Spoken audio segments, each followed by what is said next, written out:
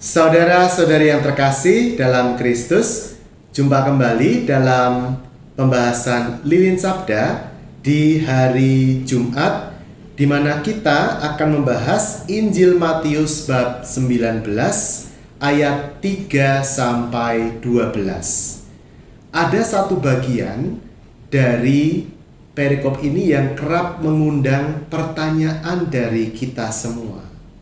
Dikatakan di ayat 9, tetapi aku, Yesus, berkata kepadamu, barang siapa menceraikan istrinya kecuali karena zina, lalu kawin dengan perempuan lain, ia berbuat zina. Nah, seringkali kalau kita hanya membaca sekilas, kita lalu menyimpulkan, oh berarti kalau terjadi perzinahan, lalu orang boleh bercerai. Apakah seperti itu yang dimaksud dalam kitab suci kita? Saudara-saudara yang terkasih dalam Kristus, kita perlu membaca sebuah ayat itu selalu dalam konteksnya. Sebuah perikop itu pun ada konteksnya, yaitu bab atau sebuah kitab, dan sebuah kitab pun ada konteksnya lagi, yaitu apa? Kitab-kitab atau Injil-Injil yang lain. Kalau kita meneliti frasa kecuali karena zina itu hanya muncul di Injil Matius 19 ini. Di Injil Markus tidak ada frasa seperti itu. Nah, sehingga para ahli tafsir Alkitab mengatakan frasa kecuali karena zina itu adalah adaptasi gereja perdana terhadap aturan hukum Romawi yang berlaku secara lokal pada saat itu.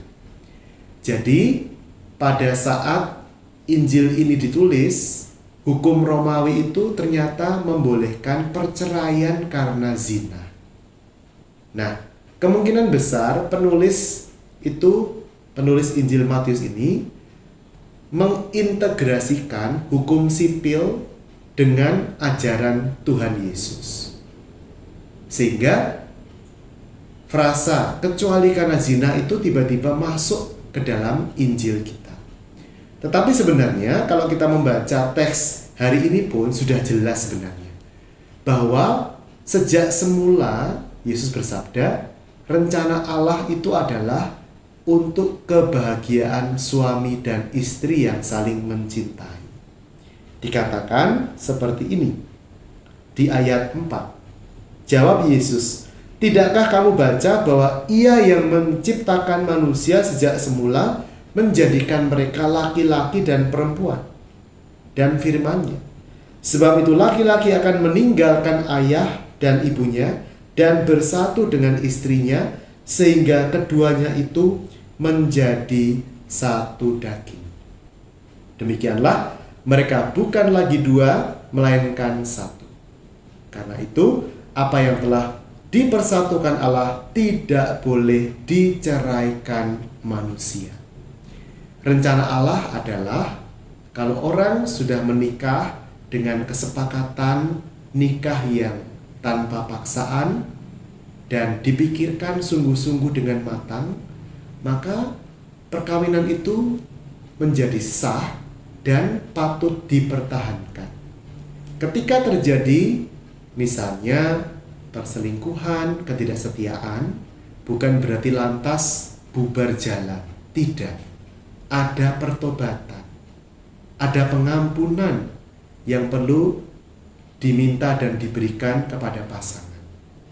Tuhan memberkati kita dalam nama Bapa dan Putra dan Roh Kudus. Amin.